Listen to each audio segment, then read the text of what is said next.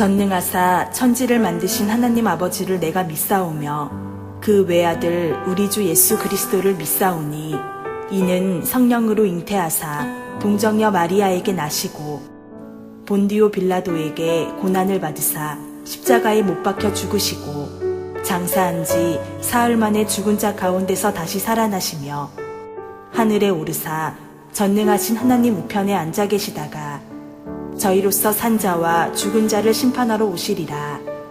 성령을 믿사오며 거룩한 공회와 성도가 서로 교통하는 것과 죄를 사하여 주시는 것과 몸이 다시 사는 것과 영원히 사는 것을 믿사옵나이다.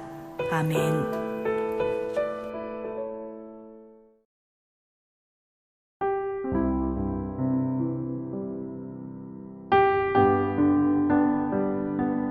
할렐루야. 그의 성소에서 하나님을 찬양하며 그의 권능의 궁창에서 그를 찬양할지어다. 그의 능하신 행동을 찬양하며 그의 지극히 위대하심을 따라 찬양할지어다. 나팔 소리로 찬양하며 비파와 수금으로 찬양할지어다. 소고치며 춤추어 찬양하며 현악과 퉁소로 찬양할지어다. 큰 소리 나는 재금으로 찬양하며 높은 소리 나는 재금으로 찬양할지어다. 호흡이 있는 자마다 여호와를 찬양할지어다. 할렐루야.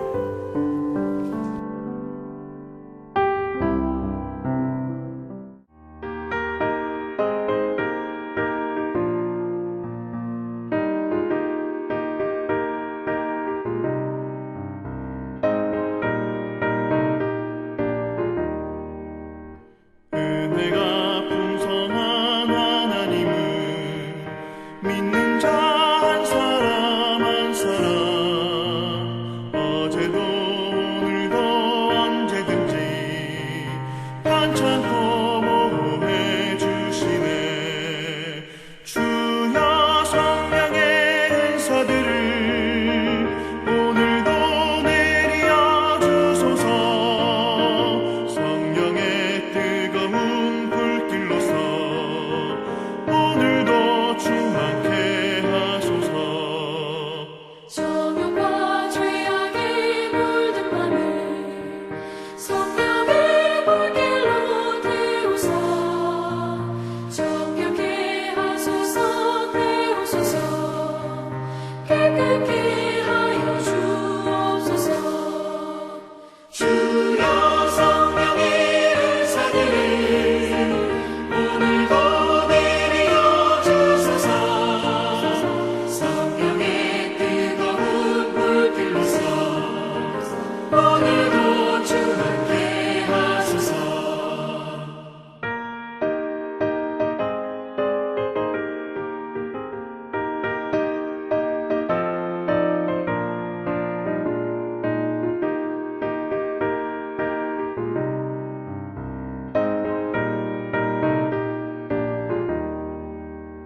희생의 제물로 돌아가신 어린 양 우리 주 예수여 구속의 은혜를 내리시사 오늘도 구원해 주소서.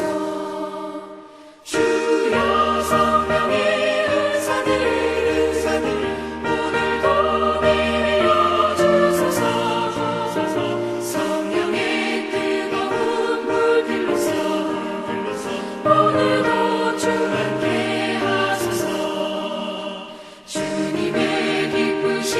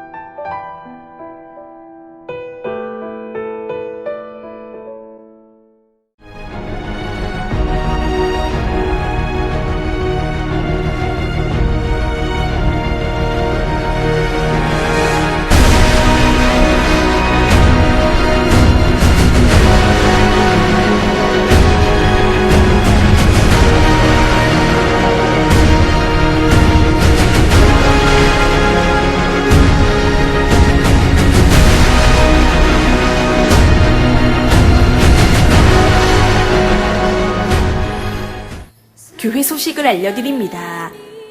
어르신 셀레베는 잠정적으로 보류하도록 하겠습니다. 주일 설교 다시 보기는 유튜브에 산돌교회 이진섭 목사로 검색하시면 됩니다. 오늘 주일 설교는 오전 11시 전에 볼 수 있습니다. 담임 목사님의 영성을 위해 기도해 주시기 바랍니다. 사회적 거리두기가 2단계로 하향 조정되었습니다. 주일 성수에 최선을 다하시기 바랍니다. 당분간 주일 예배는 안전거리 확보를 위해 3부로 나눠서 드립니다. 주일 저녁 예배는 다음 주일 저녁부터 드리겠습니다. 금요 기도회와 새벽 기도회가 회복되고 있습니다. 기도하면 됩니다. 외부에서 성경 공부 모임이나 훈련은 절대 금하시기 바랍니다. 잘못된 사상과 이단 유혹에 빠질 수 있습니다. 서로를 사랑함으로 하나 되는 교회 주님이 내 선한 목자 되신 주 대구 서현교회 돌아가셨지만 정규만 장로님, 또 그 부인 되는 김영숙 권사님, 그분은 그렇게 거지들을 잘 대접하셨다고 그럽니다. 거지가 몇 사람이 오든지 한 사람 앞에 상을 하나씩 다 따로서 차려 대접을 할 정도로 그렇게 거지를 잘 대접했는데, 그 집에 일하는 아주머니 한 분이 전혀 그 권사님의 마음을 이해 못해서 거지를 구박하는 것을 보셨대요. 이 권사님이 그 아주머니를 야단치지 않고 방으로 들어오라고 하시고는 앉혀놓고 성경을 펼쳐서 가르치셨대요. 성경을 보세요. 그 거지가 사실은 예수님이십니다. 그 예수님 대하듯이 하면 복을 받습니다. 그렇게 잘 타이르고 말씀을 전해드렸더니 이 아주머니가 크게 감동을 받았어요. 그래서 그때부터 정말 거지들을 예수님 대하듯이 하는 겁니다. 시장을 가서 물건을 살 때 깎는 법이 없었대요. 그때 옛날에 뭐 가격을 바가지를 씌우고 하던 그 시절에도 부르는 대로 그냥 다 주고 사는 겁니다. 같이 가는 분들이 제발 그렇게 하지 마시라고, 좀 깎을 때는 깎아야 된다고, 아니라고 그랬어요. 이거 다 손님 대접하려고 사는 건데 그 손님이 거지들이에요. 손님에게 제일 좋은 거 대접하려면 제일 좋은 걸 사야 되는데 내가 물건을 깎으면 제일 좋은 걸 주겠느냐? 무조건 부르는 대로 해서 사서 그것으로 대접을 하고, 그리고 내가 만약에 물건을 깎으면 내가 그분들에게 전도할 때 물건 깎는 사람의 전도를 그 사람이 받아들이겠네. 그래서 그 시장에 너무나 많은 사람들이 예수를 믿게 됐고요. 한 번은 신학생들에게 장학금을 이렇게 나눠주는데 아무리 봐도 제대로 된 신학생이 아니신 분이 있는 것 같아서 사람을 좀 잘 살펴보고 분별해서 장학금을 주셔도 주십시오. 말만 그렇게 듣고 하지 마시고. 그랬더니 그 권사님 하시는 이야기가, 지금 나눠주는 이 돈은 내 돈이 아닌걸. 내가 생각해서 줄만한 사람 안 줄만한 사람 이렇게 가리라고 주신 게 아니야. 그냥 하나님이 내게 맡기셨다가 나눠주라고 하신 것뿐인데 내가 줄 사람 안 줄 사람 생각할 거 없잖아. 그리고 지금 내 말이 맞다 하더라도, 그 사람이 엉터리 신학생이라 하더라도 나중에 그 사람이 변화되어져서 하나님 앞에 쓰임 받을지 누가 알아. 미국에 있는 아들이 세상 떠날 때가 됐는데 갑자기 병원에 입원해서 이제는 사경을 헤매는데 열흘 금식을 했어요. 66세 나이에 열흘 금식을 했어요. 하나님이 결국은 불러가셨어요. 토요일입니다. 아들이 세상 떠난 소식을 들었을 때 금식을 열흘씩이나 하고, 연세가 그러니까 다 주일 예배는 나오지 말고 집에서 그냥 쉬시면서 거기서 하나님께 기도하고 혼자 예배 드리시라고. 그때 그 권사님이 정색을 하고 일어나셔서 옷을 잘 갈아입으시고는, 오늘이 내 아들이 천국 들어간 날이다. 오늘 내 아들이 천국 들어간 이 기쁜 날입니다. 내가 어떻게 슬픈 마음 가지고 집에서 혼자서 예배 드리란가. 교인들하고 같이 가서 하나님께 내가 마땅히 기쁨과 감사의 예배를 드려야지. 그리고 내가 이렇다고 집에 혼자 있으면 그동안에 내가 전도한 사람들이 어떻게 소망의 믿음을 가질 수 있을까?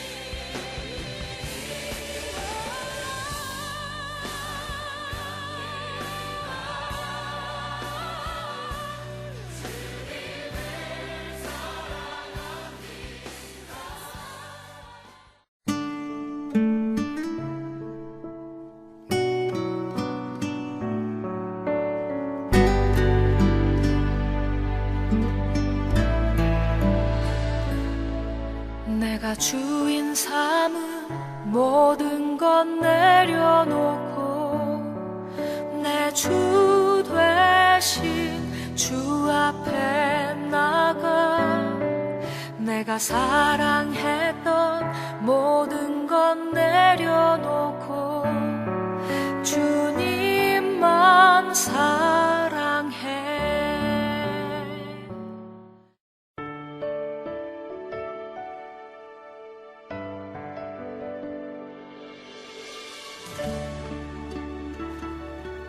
요셉이 이끌려 애굽에 내려가매 바로의 신하 친위대장 애굽 사람 보디발이 그를 그리로 데려간 이스마엘 사람의 손에서 요셉을 산이라. 여호와께서 요셉과 함께 하심으로 그가 형통한 자가 되어 그의 주인 애굽 사람의 집에 있으니 그의 주인이 여호와께서 그와 함께 하심을 보며 또 여호와께서 그의 범사에 형통하게 하심을 보았더라.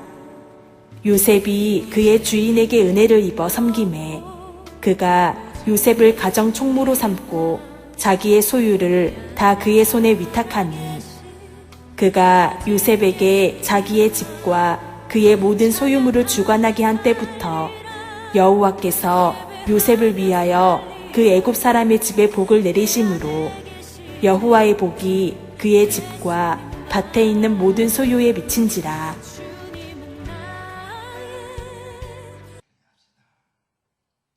저는 오늘 이 창세기 39장 1절에서 5절의 말씀을 중심으로 해서 형통 비결의 핵심이라고 하는 제목으로 잠시 은혜를 나누겠습니다. 한번 따라 하시죠. 형통 비결의 핵심. 시작. 형통 비결의 핵심. 오늘 본문에는 요셉에 대한 말씀이 나오지요. 자, 생각해 보세요. 옛날 말에 이런 말이 있어요. 뒤로 넘어져도 뭐가 깨진다? 코가 깨진다는 말이 있어요. 그 얘기는 좋지 않다는 얘기입니다. 왜 뒤로 넘어졌는데 코가 깨져? 그거는 좋지 않는 이야기를 얘기하는 거예요. 그런데 반대로 넘어졌는데, 쓰러졌는데, 힘들어 쓰러지고 어려워서 넘어졌는데, 넘어지다 보니까 금덩어리를 주웠어. 좋은 일이에요, 나쁜 일이에요? 좋은 일이에요. 좋은 일. 좋은 일. 아니, 힘들어서 넘어졌는데, 괴로워서 넘어졌는데 금덩어리를 발견하고 죽게 됐다라고 하는 것입니다. 여러분들 넘어지고 아파하고 고생하는데 이 사람은 넘어질 때마다 금덩어리를 이제 주었고 다이아몬드를 주었다는 거예요. 오늘 그 표현이 맞을려나 모르겠습니다만은 오늘 창세기 39장에 나와 있는 요셉을 얘기하는 거예요.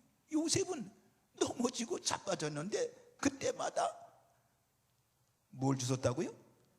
금덩어리를 주신 거예요. 금덩어리. 요셉을 얘기하면 특징이 있어요. 선언에 한번 특징 3가지가 있거든요. 요셉의 특징 3가지. 첫째는 뭔고 하니 요셉은요, 범죄한 사실이 없다는 거예요.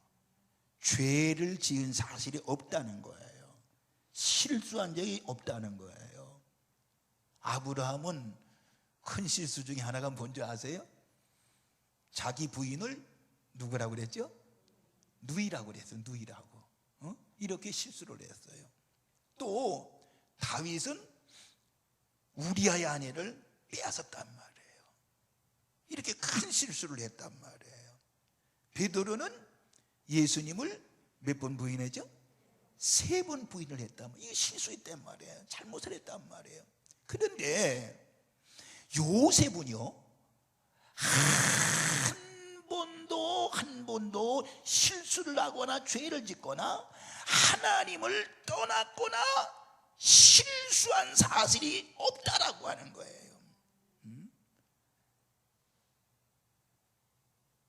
그 다음에 2번째는 특징이 바로 뭔고 하니 요셉에게는 형통했다라고 하는 거예요. 형통했다라는 것입니다.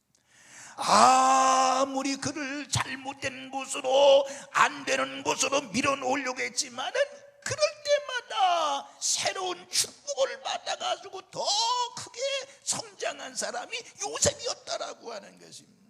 그래서 본문 2절에 보니까 요셉을 가지고 형통한 자가 되었다라고 말씀하고 있는 것입니다. 그래서 그의 범사에 형통케 하심을 보았다라고 기록이 되어 있습니다. 3번째 특징이 바로 뭔고 하니 이 사람은 축복의 사람이라고 하는 거예요. 축복의 사람. 남들이 뒤로 넘어져서 이제 코가 깨질 때 어느 곳으로 넘어지더라도 넘어질 때마다 보물을 챙겼던 사람이 바로 축복의 사람 요셉이었다라고 하는 것입니다. 보세요. 보디바르의 집에 종으로 팔았더니만 그 집에 가정 총무가 됐어요. 그리고 또 감옥에 들어갔더니 그 감옥을 잘 관리하는 감옥의 총수가 됐다니까요. 애굽으로 팔려간 피난민 신세이면서도 결국에 요셉은 애굽 나라의 총리가 됐다니까요. 그러니까 그는 축복의 사람이 틈이 없. 그러니까 요셉의 3가지 특징 중에 첫째는 범죄한 사실이 없다. 2번째는 그는 형통한 사람이 됐다. 3번째는 축복의 사람이라고 하는 것을 알 수가 있는 거예요. 이번 한 주간 우리 모두가 다 요셉과 같이 형통의 성도 되시기를 주님의 이름으로 축원합니다. 넘어져도 금을 잡는 금덩어리를 줍는 자가 되어져야 된다 말이에요. 우리가 지금 시대의 위기를 맞고 있잖아요. 얼마나 어려워요. 얼마나 어려워요. 이럴 때일수록 우리는 분명히 넘어지고 쓰러질 적마다 우리가 금덩어리를 잡는 그런 기적이 있기를 주님의 이름으로 축원을 드리겠습니다. 자, 그러면은 요셉의 형통 비결의 핵심이 뭘까요? 오늘 간단하게 이제 4가지만 말씀을 드릴게요. 좀 길게 어떤 때는 2가지 하고 어떤 한 가지만 했습니다. 오늘은 4가지. 첫째, 요셉의 형통 비결의 핵심은 바로 뭐냐? 하나님께서 함께 하심을 믿는 신앙에 있었다라고 하는 것입니다. 하나님이 함께 하심을 믿는 신앙이 있었기 때문에 그는 형통의 삶을 살게 됐다라고 하는 것입니다. 오늘 본문 2절에 보니까 뭐라고 그랬어요? 여호와께서 요셉과 함께 하심으로 그가 형통한 사람이 되었다라고 말씀하고 있습니다. 요셉에게 많은 어려움과 시련이 있었지만은 그때마다 승리할 수 있었던 요인은 바로 뭐냐? 하나님께서 요셉과 함께했다라고 하는 것입니다. 여러분 보세요. 요셉은 아버지의 양떼를 치면서도, 그리고 형님들에 의해서 애굽으로 팔려가면서도, 그리고 위험한 순간에 고비고비마다, 삶의 위기의 순간순간마다 하나님은 그와 함께 하셨고, 요셉은 함께 하시는 하나님을 굳게 믿은 어린 사람이었다라고 하는 것입니다. 이것이야말로 요셉에게 첫 번째 형통되는 비결이었다라고 하는 것입니다. 오늘 여러분들 이번 한 주간도요, 하나님이 나와 함께 하신다라고 하는 이 신앙, 이 믿음으로 살아 형통의 역사가 있기를 주님의 이름으로 축원을 드리겠습니다. 하나님이 함께하는 신앙이라고 하는 것입니다.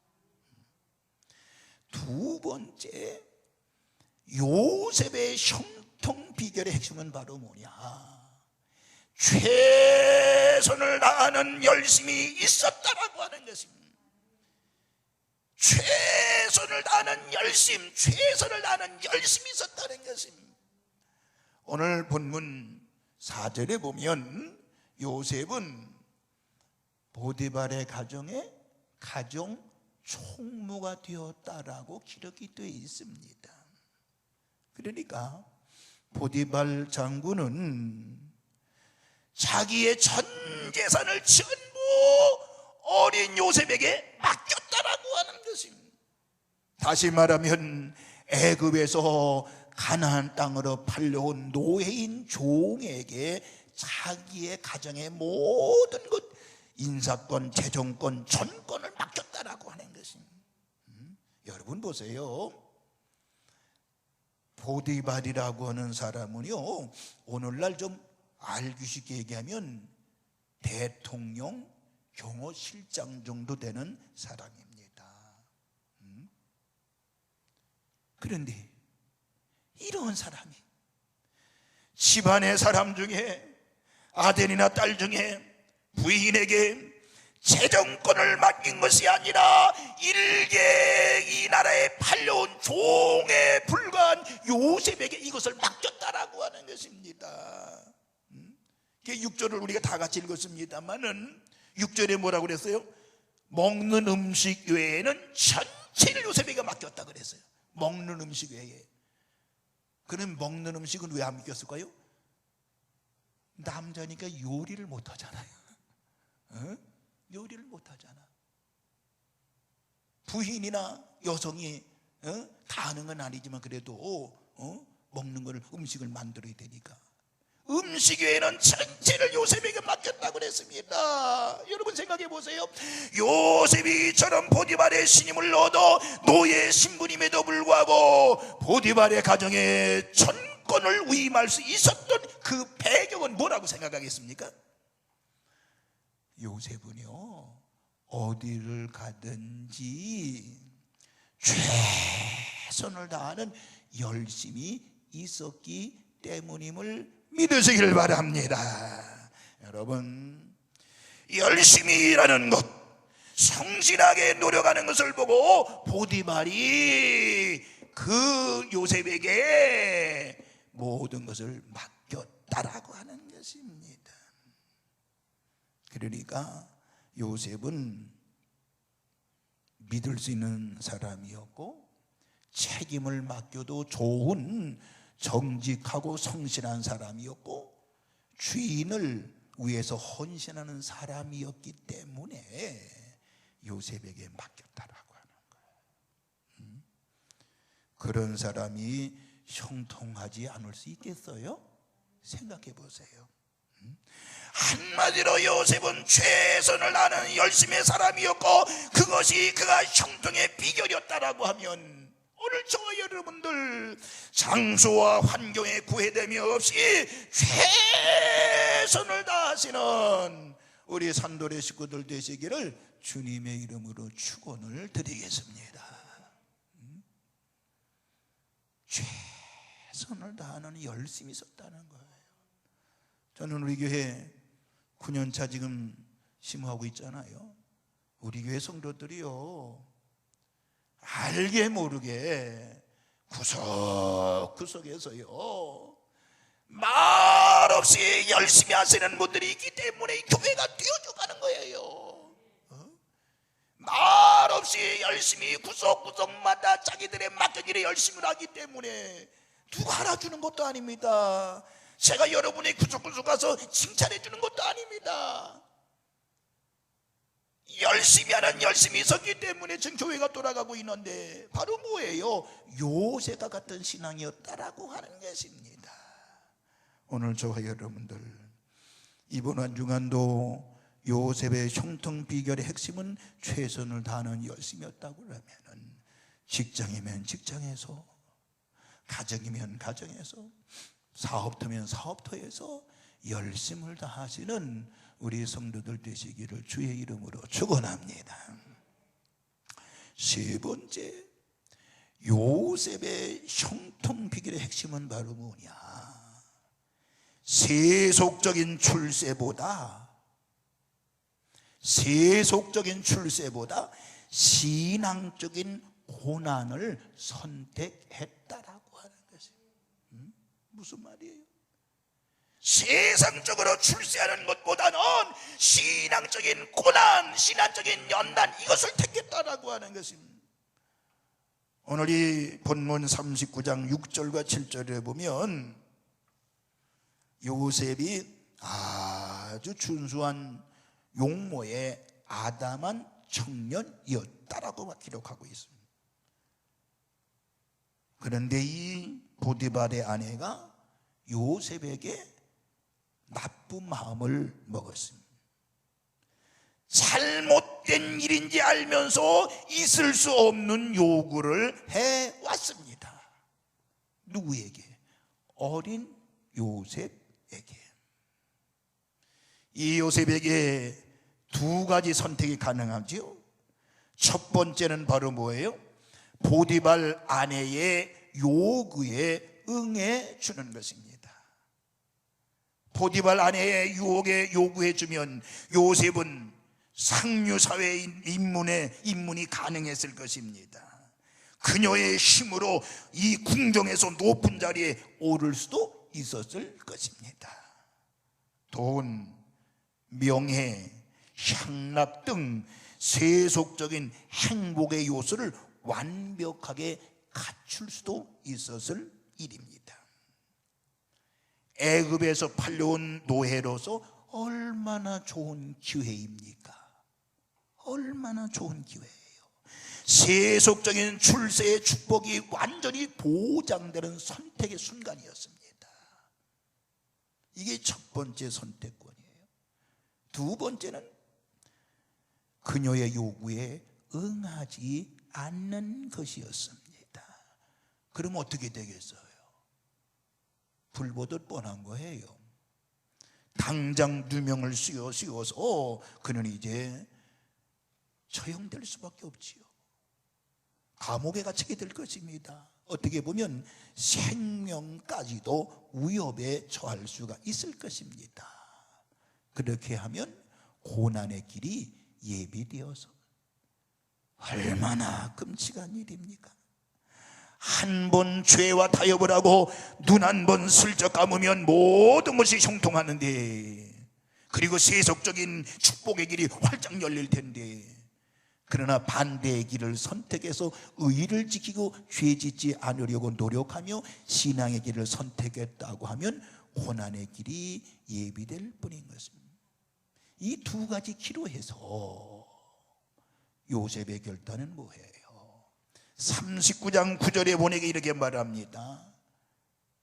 그런즉 내가 어찌 이 큰 악을 행하여 하나님께 죄를 지으리까? 그러니까 보디발의 부인에게 분명하게 거절을 하지요. 이것은 뭐예요? 요셉은요, 철저하게 하나님 중심이었다라고 하는 것입니다. 요셉의 가치 판단의 기준은 바로 언제나 하나님이었다라고 하는 것입니다. 그러니까 나쁜 길을 잘못된 여인의 그 요구를 결단코 거절했다라고 하는 것입니다. 세속적인 출세나 이기적인 영달보다는 차라리 신앙적인 고난을 선택했다라고 하는 것입니다. 하나님께서 그런 요셉의 마음을 보셨고 결국 요셉을 형통하게 만들어 주신 줄로 믿습니다. 그래서 저는 요셉은 완전히 복음주의 사람이에요. 복음주의 사람, 하나님 중심의 사람이었다라고 하는 것입니다. 일확천금이 자기 손에 들어왔는데 불과 그걸 떨쳐버릴 수 있는 복음주의적인 사람, 하나님 사람이었다라고 하는 것입니다. 어떤 분들은 제가 이제 한 달 4주를 예배를 못 드렸단 말이에요. 못 드리겠단 말이에요. 저는 문 닫아 걸고 했단 말이에요. 어떤 분 그럴지도 몰라요. 뭐 아직 내가 내 귀에 그런 얘기는 안 들어왔으면 우리 목사님은 너무 극단적인 사람이야. 우리 목사님은 하나밖에 모르는 사람이야. 그럴 수도 있겠지요. 저는 39년의 목회를 하면서요, 내 마음속에는 오직 하나님 복음주의라는 사실을 저는 그걸 가지고 목회를 해왔습니다. 복음주의입니다. 복음주의. 복음보다 앞설 것이 있다 그러면 안 된단 말이에요. 복음주의라고 하는 것입니다. 그래서 제가 제일 많이 쓰는 단어는 성령이라는 단어를 제일 많이 쓰고 있습니다. 기도라고 하는 말을 많이 하고 있습니다만은, 여러분 혹시 하나밖에 모르는 목사라고 나쁜 뜻으로 얘기한 사람이 있다고 그러면은 우리 목사님은 진짜 하나밖에 모른다고 얘기해 주시기 바랍니다. 그 하나는 뭐예요? 하나님이요. 복음주의 하나님이란 말이에요. 어떤 사람은 이걸 자꾸 나쁜 프레임을 씌워가지고요 그냥 비방하려는 사람이 있다. 우리 교회는 없어요. 여러분, 요셉이 그렇게 출세할 수 있었던 것은 오직 하나님, 오직 하나님, 오직 하나님.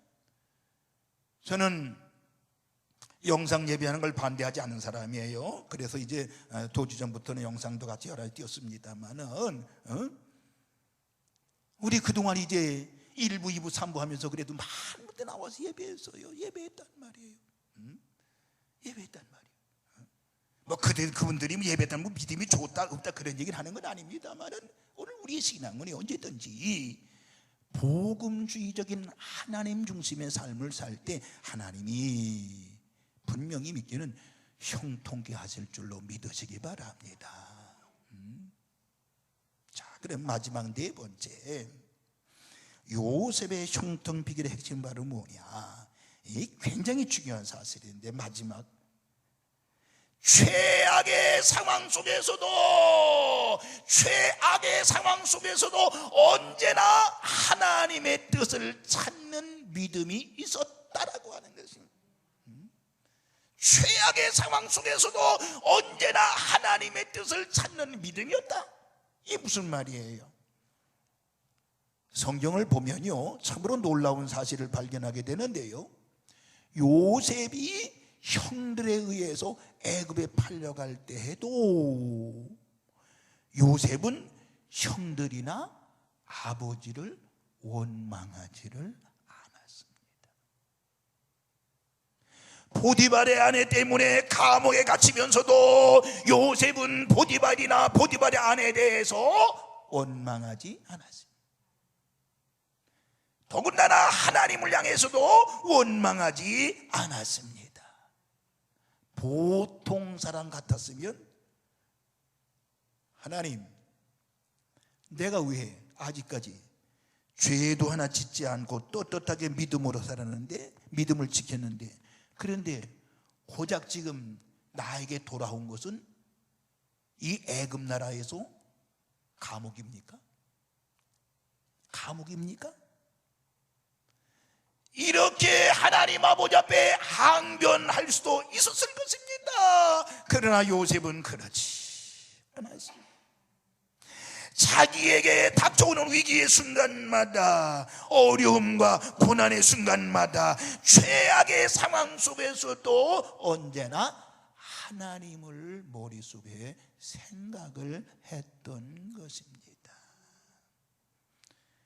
다시 말하면 요셉은 내가 당하는 고난 속에 더 좋은 뜻이 있을 거야? 하나님을 믿고 기다려야지, 이렇게 생각했던 것입니다. 여러분, 50장 20절에 보면 보세요. 자기를 애굽에 판 형들을 만나게 돼요. 그래서 우리는 흔히 이렇게 얘기하죠. 원수는 어느 다리에서 만난다? 외나무 다리에서 만난다고 그래요. 그러니까 동생은, 팔려먹은 동생은 국무총리가 됐고 형들은 무릎 꿇고 여기 앉아있단 말이에요. 얼마나 불안했겠어요. 뭐 깜짝 놀랐겠죠. 형들이 성경에 기록은 안 됐지만은 기절 몇 번 했을 거예요. 기절 몇 번 했을 거예요. 불불 떨고 있는 형들을 향해서 뭐라고 그래요? 형님들은 나쁜 마음으로 나를 애굽에 팔았지만은 그러나 하나님은 그것을 선으로 바꾸어 주셨습니다. 그러니까 내가 애굽으로 팔린 것은 형님들이 나를 미워서 받았기 때문이 아닙니다. 나를 먼저 애굽으로 보내셔서 형님들이 어려움 당할 때에, 기근 당할 때에 먹을 양식을 예비케 하시려고 하나님 섭리 중에 나를 애굽으로 보낸 것입니다. 이렇게 얘기했다니까.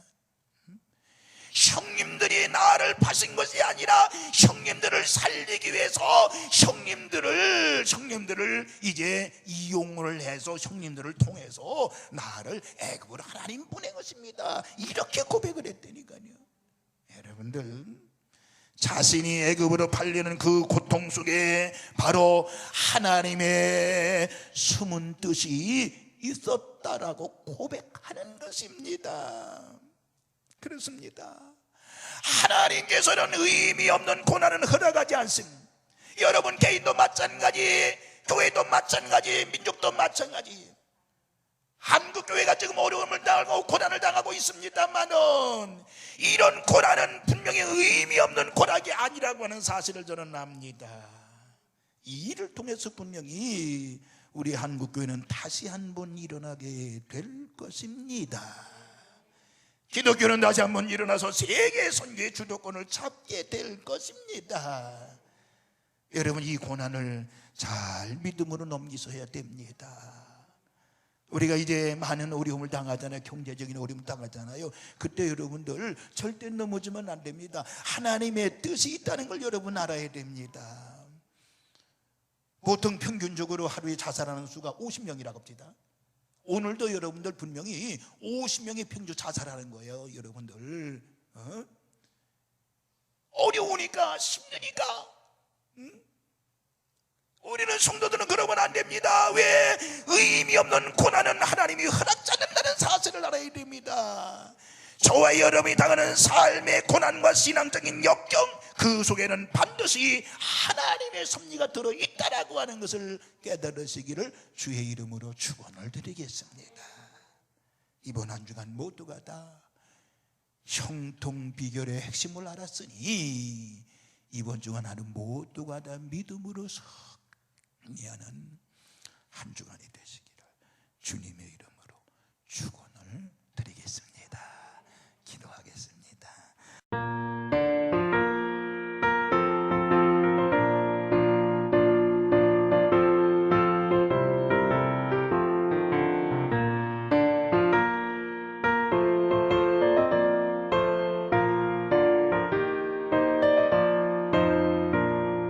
충성을 다해 가는 성도들은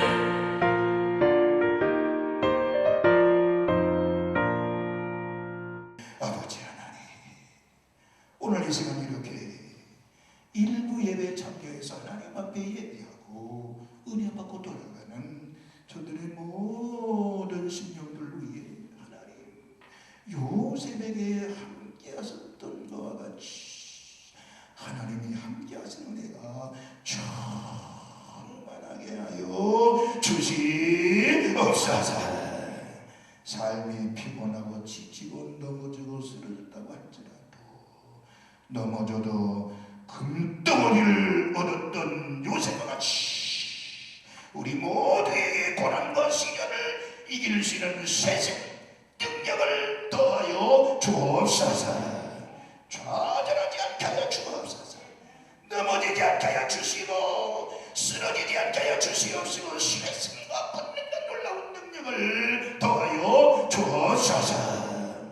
특별히 하나님 이번 한 주간 우리 믿음의 성도들을 넘어뜨리려고 하는 흑암의 권세, 어둠의 권세들이 조용히 이제 쫓겨가게 하여 주시옵시고 하나님의 은혜와 하나님의 사랑만이 넘쳐지는 은혜가 있는 한 주간이 되어지게 하여 주옵소서. 육체적인 질고 때문에 고통하는 성도들 왔습니다. 하나님 머리부터 발끝까지 육체적인 건강을 더하여 주시옵소서. 오늘도 아픈 부분 만져주세요. 만져주세요. 깨끗이 치료해주세요. 하나님 주님이 만지시면 될 줄로 믿습니다. 내가 예수 부인의 피로 명령하노니 어둠의 곳에 질병의 시대가 우리 성도들의 몸에서 떠나갈지어다. 떠나갈지어다. 세신 치유의 놀라운 능력을 허락하여 주시옵소서. 회복해 하시니 너무너무 감사합니다. 주여 치료하시니 너무너무 감사합니다. 주님 영광 받아 주옵소서. 물질에 응당하지 않게 하시고 이번 한 주간도 사람과의 관계 속에서 넘어지고 쓰러지지 않도록 하나님께서 지켜 주시옵소서. 영적인 그런 바른 이 요셉과 같은 판단할 수 있는 지혜를 더하여 주시옵소서. 감사드리며 우리를 죄악에서 구원하신 예수님의 이름으로 기도하옵나이다. 아멘. 이제는 성부와 성자와 성령님의 크신 은총이 오늘 이렇게 주일을 맞이하여 일부 예배를 기쁨으로 드리고 은혜로운 삶을 살겠다고 결심하고 결단하고 들어가는 우리 모두